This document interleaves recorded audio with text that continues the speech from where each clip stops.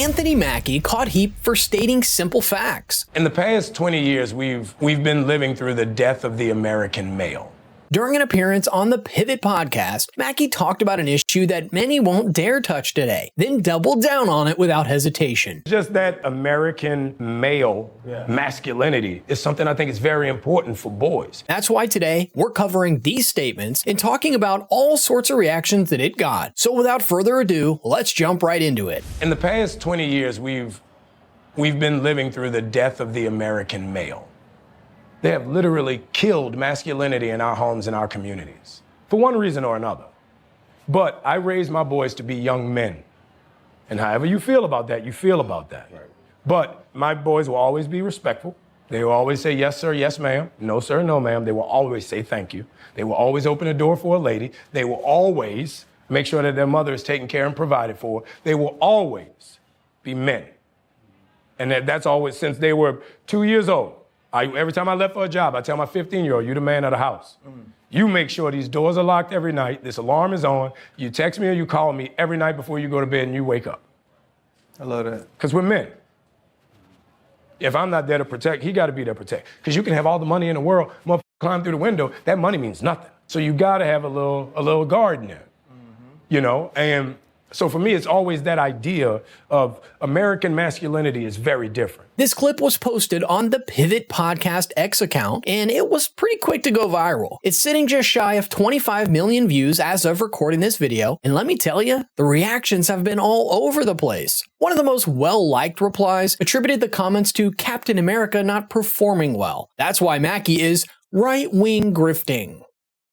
Another response posted a much longer response, taking things a completely different direction, saying, this BS is white racism filtered through black men's mouths. 15-year-old boys do not have to be men. Let black boys be boys for once in effing history. Everyone wants to force black boys to be something other than what they are.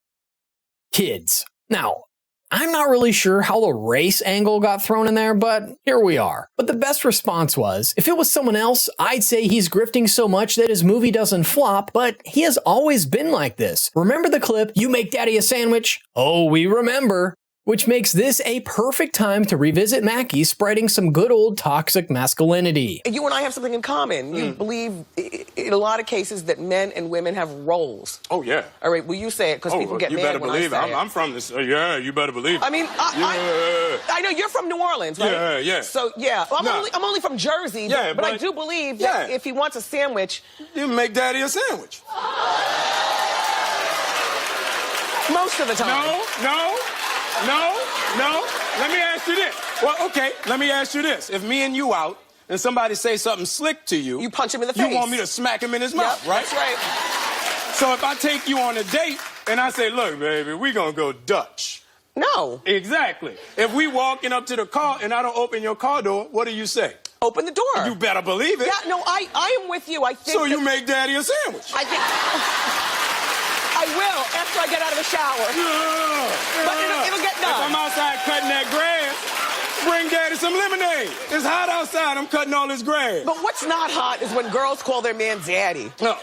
Keep in mind, this interview was back in 2014, and back then the climate was very different. PC culture wasn't the giant it is now, so Mackie didn't get hit with the kind of massive backlash that you'd see today. And honestly, what he said wasn't anything groundbreaking. He didn't reinvent the wheel, nor did he split the atom. He was just talking about traditional gender roles. And like it or not, those have been around forever, and there's a reason for it. Sure, the loud crowd online will scream about it and try to cancel him, but what Anthony described are simple values. Things like respect, looking out for people you care about, and carrying yourself in a way that used to be called being a gentleman. Now, saying such things like that out loud is treated like a crime, and that tells you more about where our culture is today than anything Mackie actually said. Going back to the podcast, Anthony even explained the way he raises his kids, which many people conveniently glossed over since it doesn't serve their narrative. I try to keep my boys outside of it.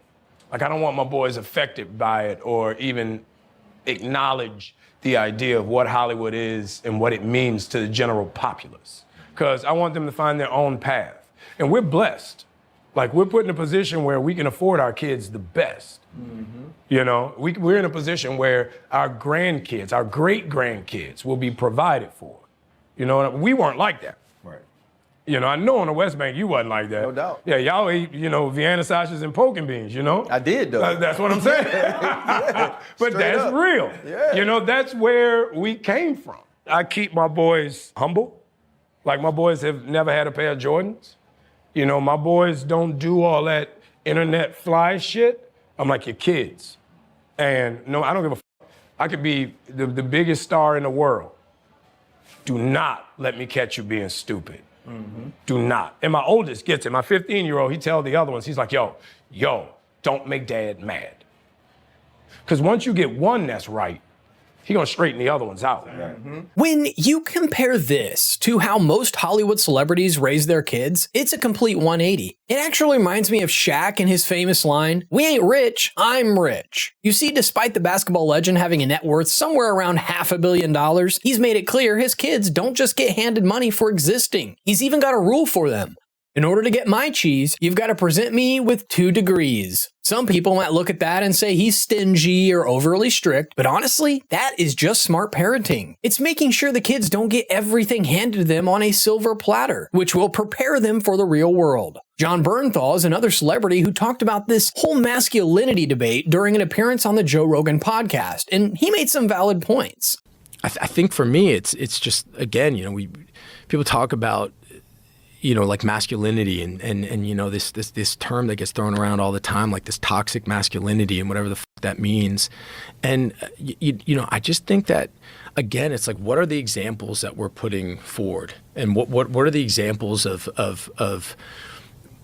people, as fathers? What kind of men are you surrounding yourself by? What are the things that are important to you? And I think it's not, to me at least, it's not, some sort of rejection of these classically masculine traits. I think that, having the ability and understanding you have the responsibility to keep your family safe is absolutely essential in being a man and in providing.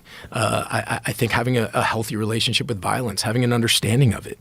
I think teaching your kids to have a relationship with violence where they're not being ruled by fear or shame. That's what it all boils down to. Everyone's entitled to their own way of thinking. But here's the thing the cancel crowd hasn't caught on to yet. We're not living in the late 2010s anymore. Those massive, coordinated pile-ons that used to run on social media don't hit like they used to. If anything, their overreaction is backfiring and drawing more attention to the very opinion they were trying to shut down in the first place. Let me know in the comments your thoughts on the story. Don't forget to like and subscribe. Thank you for watching, and I'll see you in the next one.